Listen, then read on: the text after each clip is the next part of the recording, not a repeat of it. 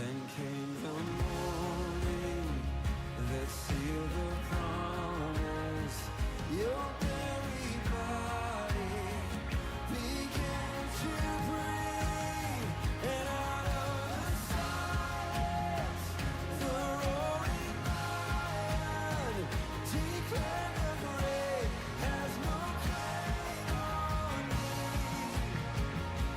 Jesus, yours is the victory. Oh, hallelujah. Praise the one who set me free. Hallelujah. Death has lost its grip on me. You have broken every chain. There's salvation in your name. Jesus Christ, my living hope. Hallelujah. Praise the one who set me free. Hallelujah. Death has lost its grip on me. You have broken every chain. There's salvation in your name. Jesus Christ, my living hope. Jesus Christ, my living hope. Until the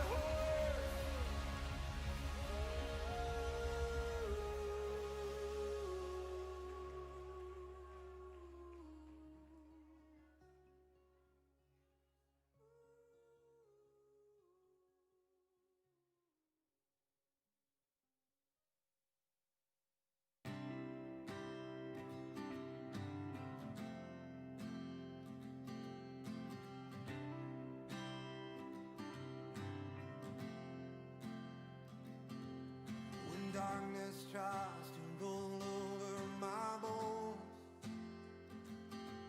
when sorrow comes to steal the joy I own,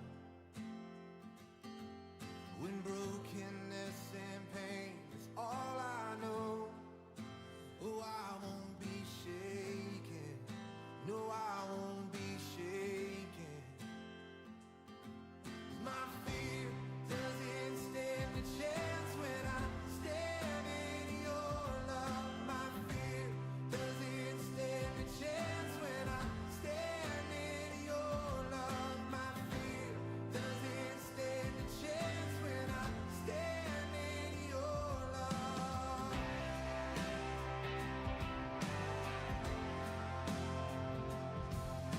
Shame no longer has a place to hide.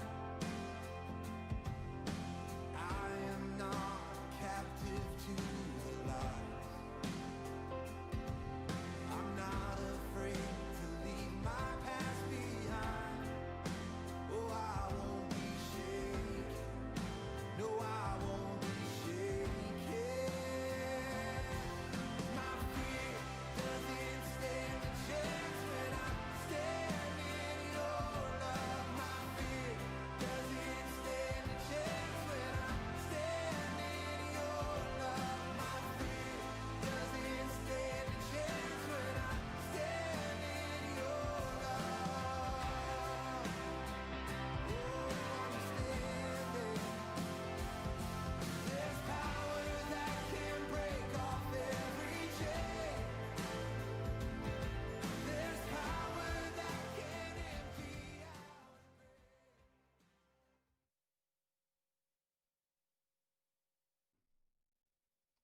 All right, I think we're live. Nick, are you there? I am here. There we are. Here we are.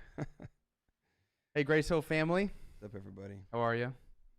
We, if you're wondering, we do all of the stuff just Nick and I, like the sound and the video fading in and out and all this stuff. That's right. I have a little video switcher. Right Yep, we here, got a little setup. I've got the Slido questions right here. ready to go. We're totally ready to go. Hey, we hope you guys are having a great Monday, a good start to the week. Hope you're able to join us yesterday for worship. We just worshiped online yesterday. We had to move our service from outside to inside. Yep. But next Sunday we'll be outside, Lord willing. Yeah. But I hope you're able to join us. We continued in our sermon series, My Blank Home. And what we're doing right now, if you haven't joined us before, is we do a Q&A on Mondays at noon. Discuss the sermon. Yeah. Go through some stuff. If there are any questions from the sermon, we talked about what can probably be a loaded topic yesterday in marriage. Yeah. Lots of good things about marriage. Lots of really painful, hurtful things about marriage. Absolutely. And everywhere in between. So, of course, I thought this particular sermon would generate questions, because how could I possibly teach completely on marriage in about 30 minutes? So lots to unpack still, and lots of good questions. But basically, if you have any questions from our sermon on Sundays, or really anything else, we encourage you to submit them. We prioritize the questions we get from the sermon. But the way that you can do that is if you go to slido.com, SLIDO. Actually, here, I'll put this graphic back up. You'll see it. You go to slido.com, SLIDO, and then enter code 917. You can submit a question. You can do it right now. We would get it literally right now, because we are live. I'm looking at them and right here. you can do that all week. This code is always our code, so you can do this all week. You can do it on Sunday during the sermon or after the sermon, and that will give us questions to answer on Mondays. So this has been a lot of fun. We love doing this. Yeah. And we'll eventually get more people involved, so it's not just you and me. I think people will get tired of you and me. Yeah. So we'll get more people involved as well. Yeah. So should we dive in? Yeah, let's do it. Let me give a quick recap. Quick Yeah, that'd be recap good. of the sermon. So yesterday, so we're in this series, My Blank Home, and basically we are talking about various topics that come up inside the home, especially because during this pandemic we were spending so much time in our homes. So yesterday was My Unromantic Home, and we were talking about marriage and how marriages so easily can descend from being this very romantic, affectionate relationship to where you're kind of just more like roommates or friends. You kind of manage life together, but over time, the romance and the affection fades. And we talked a lot about why that happens, so I certainly encourage you to listen to the sermon if you missed it. But what I wanted to do in the sermon was give God's vision for our marriages.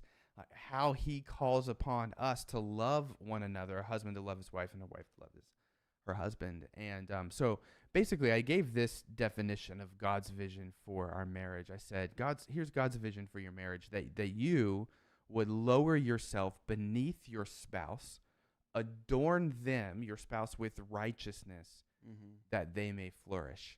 And we unpacked what we meant by that. But basically what we talked about is, in our marriages flourish, they bloom, they blossom when they're planted in what I called the soil of grace, right? When there's a culture of grace in the marriage. Yeah. This is opposed to a culture of expectation or soil of expectation. And maybe define expectation real quick. Yeah, so culture of expectation as in a marriage is basically both spouses have expectations of one another. Can't avoid that, right? You do. And so over time, what happens is those expectations don't get fulfilled. So we get disappointed. Frustrated. Yeah. Yeah. And so that's kind of what causes the marriage to start to descend, because over time you just get tired of being frustrated. You get tired of being hurt. And it's just easier to no longer pursue this romantic vision of a marriage versus just, hey, let's just be roommates. Yeah. So expectation looks like this. It looks like I have an expectation on you, right? That could be, my expectation of you is to be more emotionally available. My expectation on you is to help out more around the house. My expectation on you is that you would surprise me more. My expectation on you is that you would show me more physical affection. You know what I mean? Just you name the list. Both sides have it. And so a culture of expectation is when you demand those expectations to be fulfilled, And if they're not, And if they're not, you withhold relationship. You essentially say, okay, I'm going to kind of withhold warmth, love, affection, maybe give you the cold Tension, shoulder until these expectations are fulfilled. And then Yeah. when you have both sides doing this, of course, the marriage is going to basically die. yeah. So that's opposed to a culture of grace. So this idea of lowering yourself beneath your spouse. So instead of being over them, demanding righteousness out of them, you lower yourself beneath them and adorn them with righteousness. So we talked about this is like clothing them with righteousness, which essentially means treating your spouse as if they are righteous, even though they're not. Yeah. Treating your spouse, regarding them as if they have fulfilled all your expectations, even though they have not. And what this does is create a culture of grace where actually the problems in the marriage can be addressed. And so we said grace doesn't ignore problems in the marriage. It just handles the problems differently than expectation. Totally. So let's do this. You're already there. So let's maybe jump into our first question because it's related to that. And I think this first question will help lay an important foundation as we move on to harder questions. Okay. So the question is this. How do you treat your spouse as if they're righteous when they're not? Can you be more specific? What are some examples? Sorry, Alan. You know, I can't. The first thing that pops in my head when I think about that, and obviously, Alan, you can share your thoughts too, is Tim Keller in his book, Meaning of Marriage, in Great one of the book. chapters, awesome book. It was so good that when Julie and I were dating, going through it, we literally, every time we'd go through a chapter, it would end in a fight because it Good was book. unearthing something. Sure. Great book, yeah. You know, he actually just came out with a devotional based on that book for couples. Oh, Yeah. Anyway. that's cool. Yeah. I'll have to check that out. Anyways, the one chapter that I really liked was basically you are he says you need to view your marriage as your investment in your future spouse, right? Mhm. So he basically used the language of you're pursuing, you're loving, you're unconditionally caring for, you're showing grace to this person in a way, knowing that as you do this more and more, it's gonna shape your spouse and of course yourself too. But the way that you care about them and love them, you're anticipating who they will be, not just who they are now. Right. And Adorning them with righteousness is going to move them in the direction of yes. actual Yes. righteousness. Yes. Way more than demanding Yes. righteousness. Yeah, you'll from them. attract what's the saying, more flies with honey than vinegar or whatever. My dad used to say that. It's an old statement. Anyways. Not from Georgia. Yeah, that's right. There's a lot of jokes there. But what a great example, and I love how Tim Keller just really says, and so that's something that's an image that is stuck in my mind, and for Julie as well, probably more for her than me, where she's like, I'm caring for and I'm looking to, but I'm investing in future Nick, who, is less of an idiot and is more kind in all the things that, I'm Yeah. praying for him to be. Yeah. Right? Yeah. It's a good word. This idea of treating or regarding my spouse as if they have fulfilled my expectations or they are righteous even though they're not. That sounds radical, right? That sounds like, why would you do that, right? And so number one, and this is kind of the end of the sermon yesterday, is this actually isn't as radical as we think, because this is exactly how Jesus loves us, Boom. Gospel. right? That's it. Like Philippians 2, we read it yesterday. He lowered himself. Yeah. When he's God, he's in heaven, he's holy, he's perfect. He has a right to be over us and demand righteousness, yet he lowers himself. Then Isaiah 61, right? 2 Corinthians 5:21, he adorns us with his righteousness. God treats us. If you're in Christ, you believe Christ, he treats us, he regards us as if we are righteous, even though we don't live perfectly righteously all day, right? So he treats us this way, but in that, he creates a culture of grace Mm-hmm. for us so that we can grow. He still addresses the issues. Oh, yeah. He still calls us to righteousness, but not in a way where he withholds relationship from us, but in a way where he has actually promised relationship and he presses in even more. So, to your question, or the question we got about, okay, what does that look like? Yeah. Right? This is Ephesians 5. What does it look like for me to love my spouse as Christ loved the church? Mm-hmm. That's a great question. So Well, when I think the answer is even in Ephesians 5, right? There's service. Mhm. There is, of course, there's grace. There is just a constant denial of self. So let's come up with a case study. Let's come up with a scenario here. Right, I'll right. toss it at you, and let me think of one on the fly or something like that. We need to put So- our chairs further apart. We keep like kicking each other. Yeah. So let's say you and your spouse. So you and Julie. She is my spouse. She is your spouse. Let's say that you kind of have an expectation that in the evenings, you guys will hang out, spend time together, right? Which is an expectation. You'll go sit on the couch. You'll catch up. How was your day? How are things going? Maybe you know what I mean. Whatever it is. But Julie, and this is hypothetical situation, Julie, so I'm not calling you out. But we'll see how true to life it is. We'll see. But let's say she's in the evening. She's more distracted, on her phone a lot, wanting to watch something on television, maybe schedules things with friends a lot, and it just doesn't seem like she prioritizes that the way that you think Sure. you ought to prioritize Sure. that.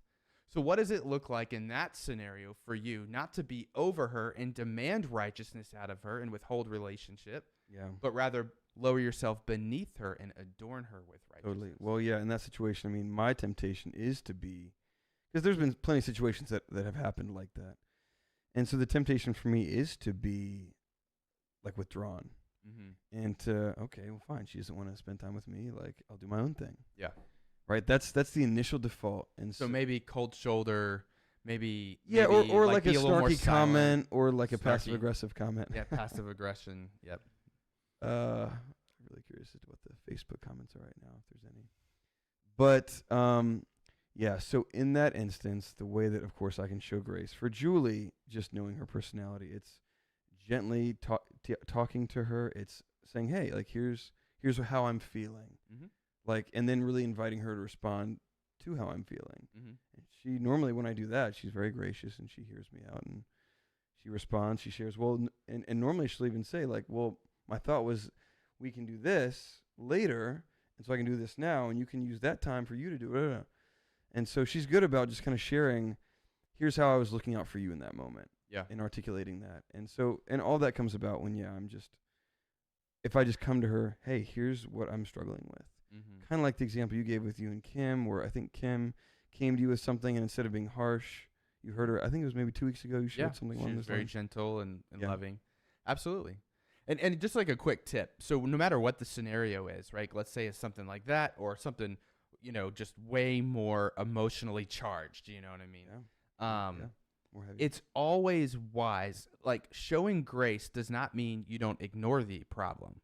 That's not grace, actually. Grace handles problems. It just does it differently.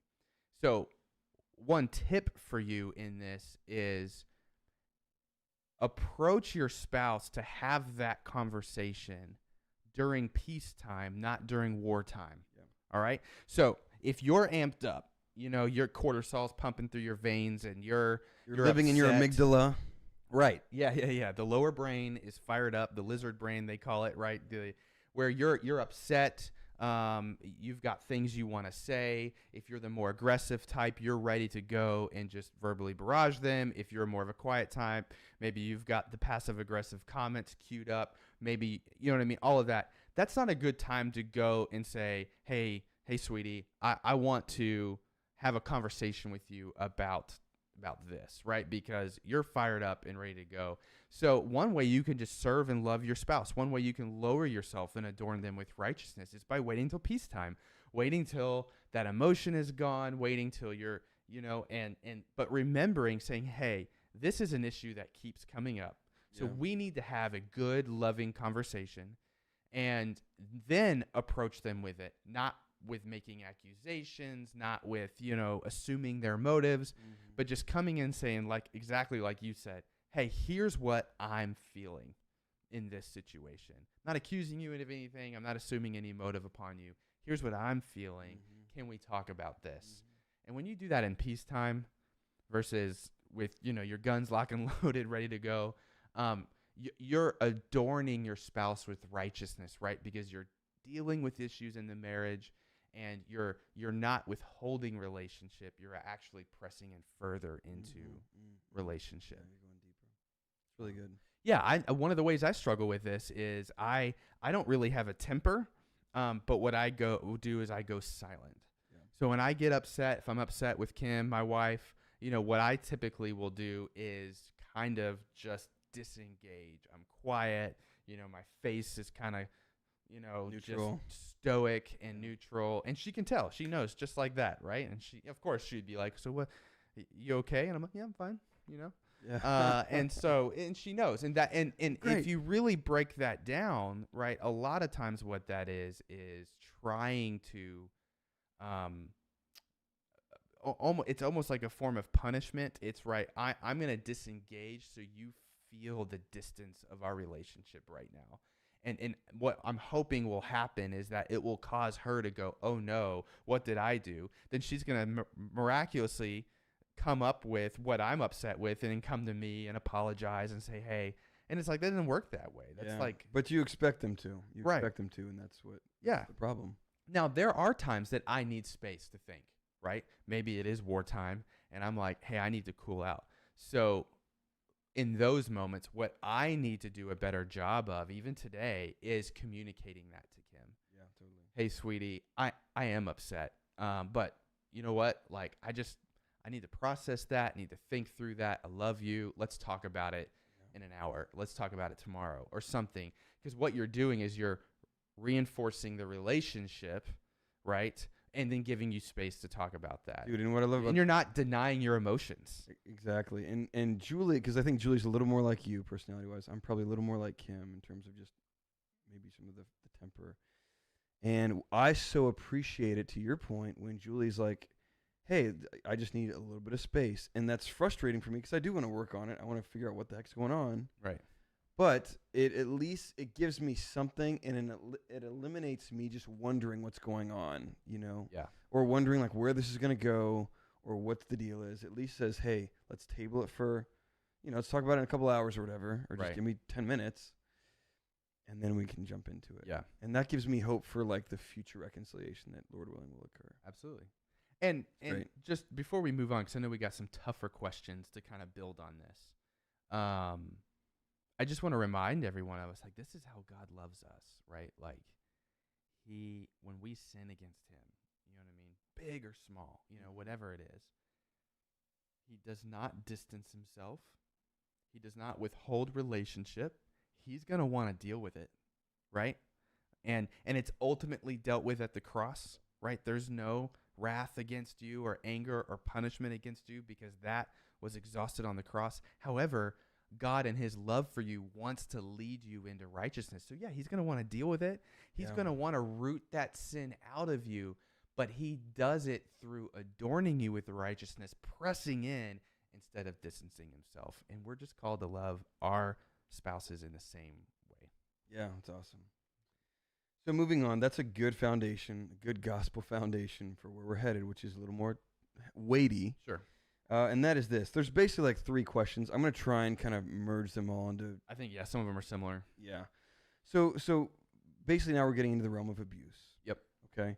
It could be physical abuse. It could be verbal abuse. Emotional. Emotional. It could be just really just blatant, belligerent behavior that is just damaging and abusive. And so I guess here's so in that category, which is broad and very specific to each circumstance, here are the 2 questions I think that we can maybe go after. Part 1 would be, Alan, in that situation, does your message still apply? And if it does, what does it look like to love? So 2 things with the case of abuse. Does it apply?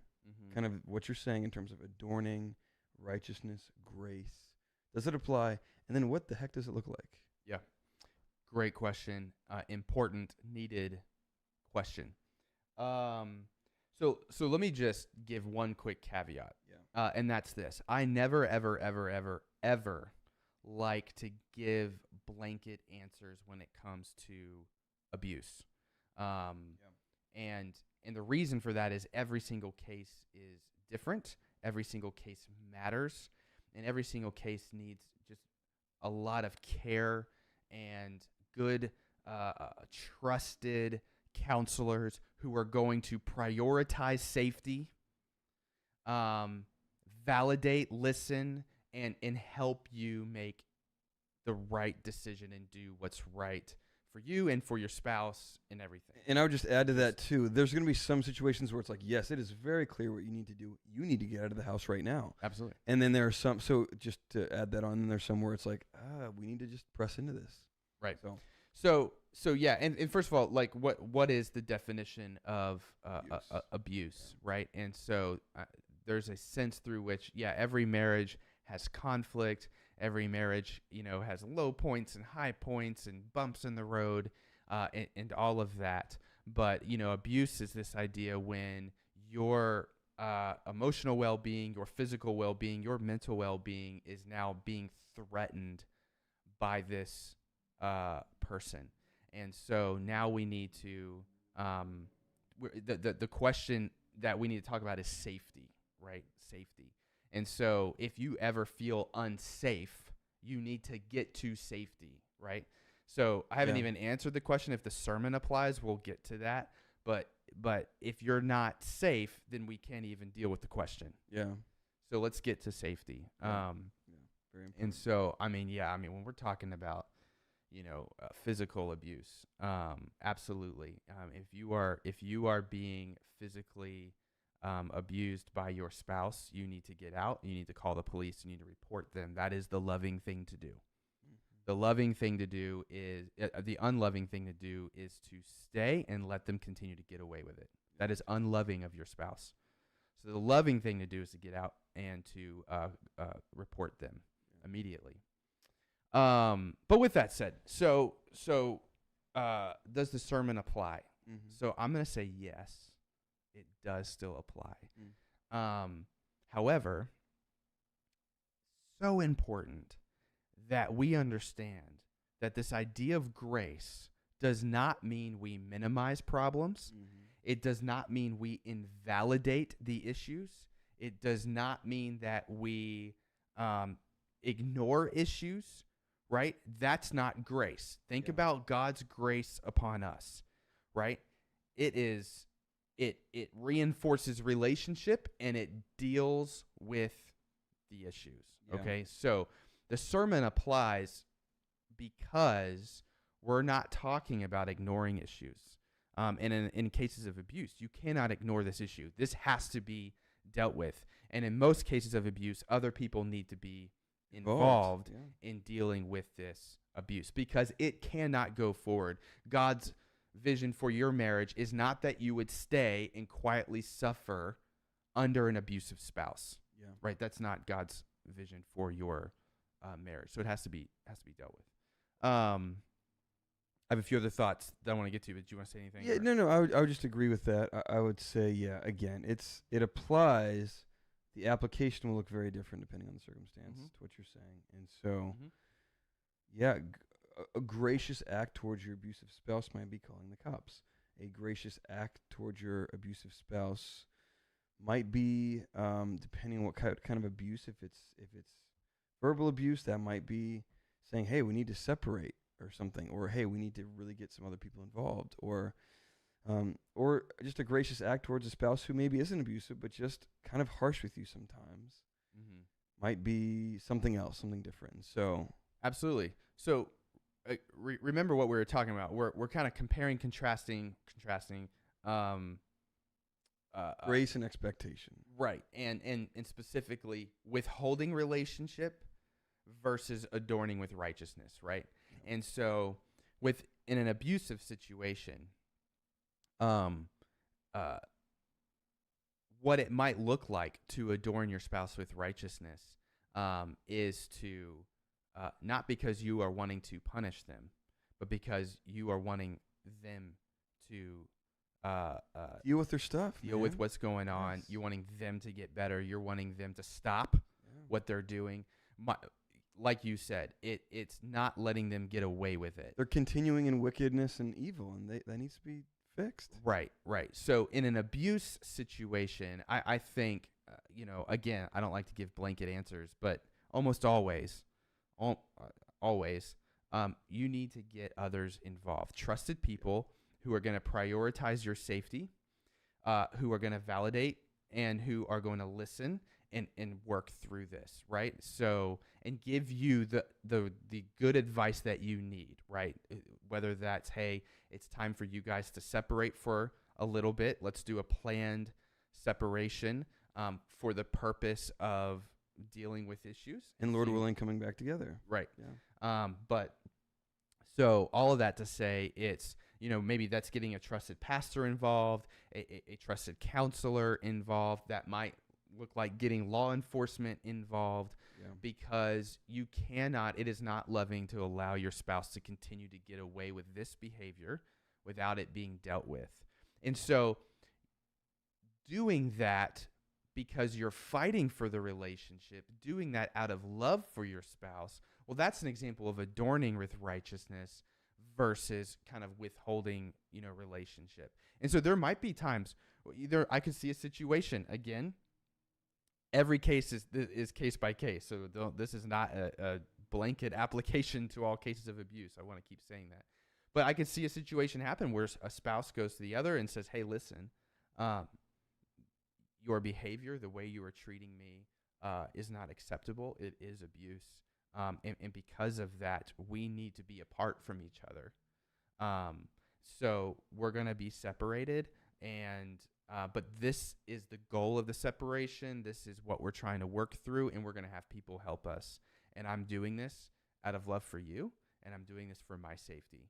And so sometimes having that firm hand, but it's in a way of fighting for the relationship, is a very good thing, a very gracious thing to do, right? Yeah, I can't help but just think of the biblical principle that Jesus talks about of just light, and that is bringing things into the light, and how that exposes things. It means you have to deal with things. It means you see the ugliness, and it's painful. God does that for us all the time, doesn't he? He will expose sin in our life, right? God will do that, and it is painful, and it doesn't feel in the moment very loving for God, but you realize when you go through this journey of repenting of that sin and finding freedom from that sin, you realize how loving it was for God. My gosh, man. To bring it into the light. I think it's the end of Hebrews 12 or 13. I think it's 12, where basically just the writer of Hebrews is talking about, how God, because he loves us as sons and daughters, he disciplines us. And the same way that I discipline my son, because it's not acceptable that he hits somebody, or he yells, or he says no, or he disobeys again and again and again. It's not acceptable. And so out of my love for him, I'm going to discipline him. I'm going to shape him. I'm going to steer him in a certain direction so that he becomes just a good, loving, kind person who loves the Lord and follows after him. And that comes, unfortunately, because we live in a broken, fallen, sin-filled world, and where our hearts need to be renewed. That comes through discipline, through loving discipline and shaping and formation. Right. So it's the exact same principle. Yeah. Yeah. And that's the thing with grace. Grace does not does not ignore the problems. It deals with it differently. And so, if you're watching this and you feel like you are in an abusive situation, or you're wondering if you're in an abusive situation, you have questions about that, please reach out to us, reach out to a trusted friend.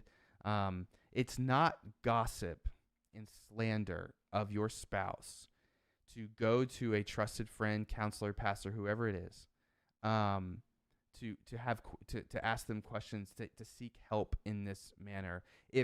If your heart is in this place of I need help, I don't know what to do, that's not gossip and slander, right? That actually is fighting for your marriage. Gossip and slander is when your motivation is to ruin your spouse's reputation. Totally. And so if you're going seeking help, that's not gossip, that's not slander. And I really highly encourage you to do that, because I understand we can be in situations sometimes where stuff is going on and we're just confused. We're not sure if this is abuse or not. It feels like abuse. And so you can just be in this place where you have no idea what to do. And in that moment, you need help from loving brothers and sisters who are going to prioritize your safety and fight for your marriage with you and help you make hard decisions. And so I just want to encourage you in that direction. Yeah. And the only other kind of question I think that we would maybe, if we want to talk to for a second, Alan, is we kind of hit on a little bit, but just if this kind of behavior is just repeated, it's again and again and again, and maybe the spouse makes promises, but it just continues to go on. Like when is the point where we do get help, or we do pull the ripcord, or we call the cops, or whatever it is? I think it just seems like in some of the questions we got, there's just kind of this nature of, man, this has been going on a long time. I'm despairing, and it's so hard just loving well when this is just, it doesn't seem like the person's going to change. Right. Yeah, I mean, what comes to my mind first and foremost is this idea of we can't really thrive in our marriages alone. And I think what happens in a lot of marriages, especially in the church, is you have a marriage that's descending, and maybe you do have a spouse who's repeatedly maybe being verbally abusive, emotionally abusive, gaslighting, things like that, just all the time. And, maybe the couple, they will go to a conference, a marriage conference. Maybe they'll read a marriage book, a good marriage book. Maybe they'll do a couple of counseling sessions. And they kind of do these piecemeal things to try and invest in your marriage. But again, it just seems like it's a persistent problem. And I think what you really need in that moment is you need long-term people that can speak into the life of your marriage and hold both sides accountable to what it looks like to invest in this marriage. And because you might need somebody else in this particular situation to confront your husband or your wife, another trusted friend who's been invited into that to say, listen, this is repeated behavior out of you. You know what I mean?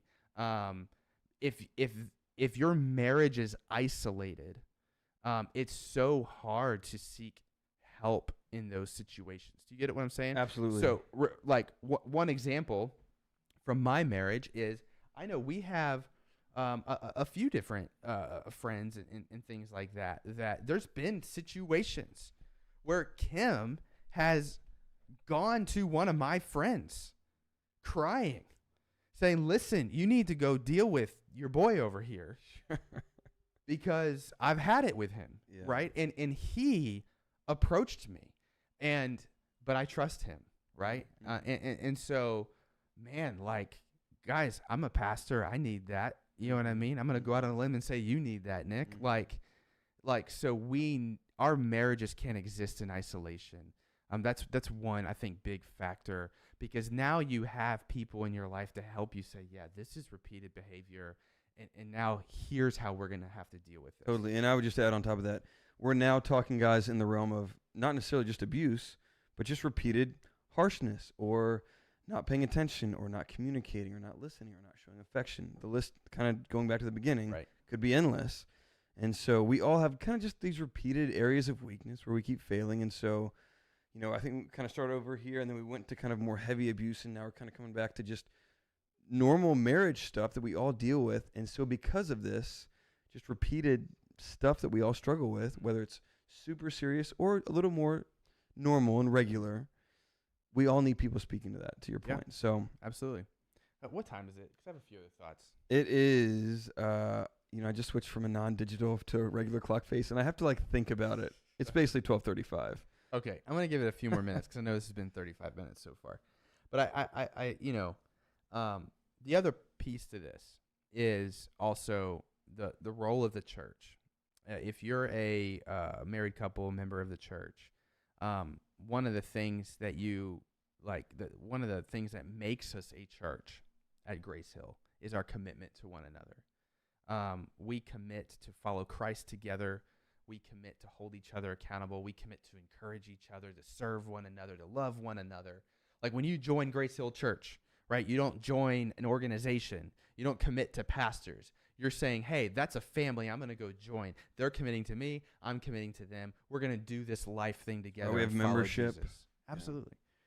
So when you have a marriage situation where there's persistent issues, I think this is where, and you don't allow yourself to be isolated either. I think this is where the church can be very helpful in helping you navigate and walk through this, and help you make decisions about when enough is enough, and making a decision if your spouse has abandoned this marriage or not. Church discipline can be also a part of this situation where the church steps in and begins to talk through, like, hey, because of your repeated abuse of your spouse or whatever it is, harshness against your spouse, and because of your refusal to repent and because of your refusal to change and all of that, then the church can begin to step in and say, we think, right, this is Matthew 18, we think that your persistent unrepentance is actually evidence that you don't know Christ. And that what you need is the gospel, because that's what Christ says, right, in Matthew 18, and that's what is evidence that we know Jesus, right? Is it perfection? Right. Is it performance? No, it's repentance. It's quickness to repentance. Like when we are confronted with sin in our life, we go, gosh, I by the grace of God, you know what I mean? I am loved, but yes, like I do not want to sin in this way against God, against others. Mm-hmm. And that's evidence of true faith in Christ. And so if you have someone who's persistently not evidencing that, not repenting of ways in which they are abusive of their spouse, then church discipline also needs to be involved in that situation as well. Yeah. And so, and I think, and that can really only happen if the marriage isn't existing in isolation, mm-hmm. right? Because if it's in isolation, then how do people know? What might be some good steps to take to moving out of isolation? Obviously, we're COVID-19 era, and right, people are hunkered down. But maybe a lot of people just listening don't feel like they don't have like people they're connected with. Or great question. Really, actually passionate about this. Let me just. You need friends. What does it look like to start building true friendships? And so, a true friendship is not. You get together every once in a while and small talk and talk about the Washington football team or, talk about whatever hobbies you have. That's part of it, right? But true friendships is like when, well, I'll just say it. The guy who confronted me that one time was Evan, the guy we just hired. It's one of our other pastors here. But true friendships is when, like, my wife can go to this other person and say, I'm struggling. Will you talk to Alan? Mm-hmm. And then he comes to me, and that's my good friend. We have built a rapport. We trust each other. We love each other. Mm-hmm. So when he comes to me, it's not an enemy. It's a friend. Like, do you have friendships that can go to that depth where you can be vulnerable? You don't have to impress them. Yeah. You know what I mean? They can come over to your house, and your house is an absolute wreck. It doesn't look like a museum when they walk in. Mm-hmm. Just stuff like, do you have these kinds of friendships? Mm-hmm. And so this is a big deal. We need this. And one of the biggest things we need to build these friendships is we need to be willing to be friends with people. Like, we need to be willing to be that kind of friend for them. Mm-hmm. Does that make sense? Mm-hmm. Like, are we a church where our career schedules, our kids' schedules, our calendar and the craziness of it is prioritized over these kinds of friendships? Yeah. Because if that's the case, then you're going to be isolated. Yeah. Right? It's so interesting how this conversation just was birthed out of talking about marriage. Yeah.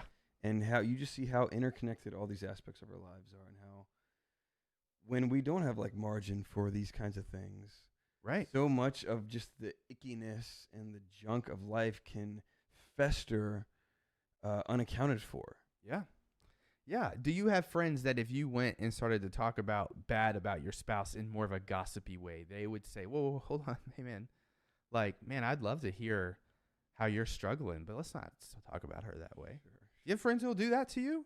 Or do you have friends who will enable all of that? Yeah, and just throw fuel on the fire. You know, so are we building these friendships, and are we willing to be these kind of friends to people and invest time in that relationship? And I can think of a number of times in my marriage with Kim where we've struggled and had bumps in the road and all of that, where friends were really helpful.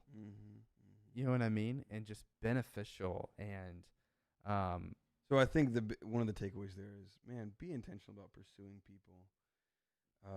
Whether it's pursuing your spouse, per Alan's message yesterday, or whether it's just pursuing relationships in general. And I think all of that will give birth to life and fruit and holiness. Yeah.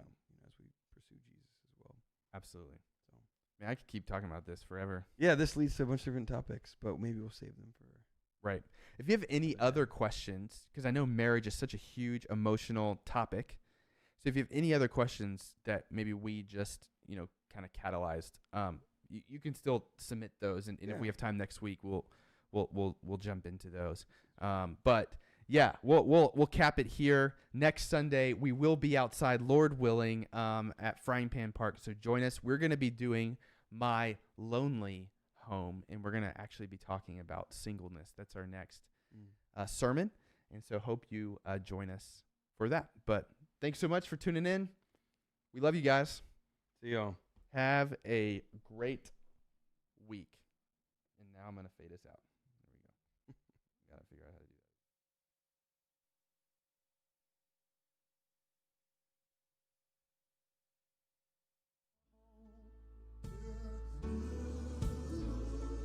that. All my life is yours. Everybody want.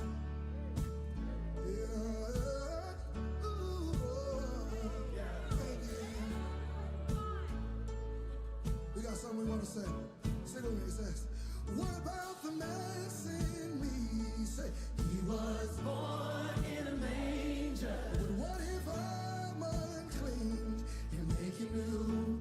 That's what I do. What if I'm far away? Hey, won't let go. Say, he's knocking on the door. Hey, oh, let him in. To make my heart your hope. Oh, all that's mine is yours. Everybody say, ooh, ooh, ooh. Oh, make my heart your home.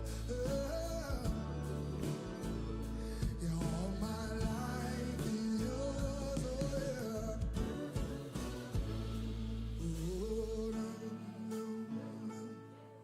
You can stay here a little while longer. Oh, I enjoy when you're around, Lord. So we say,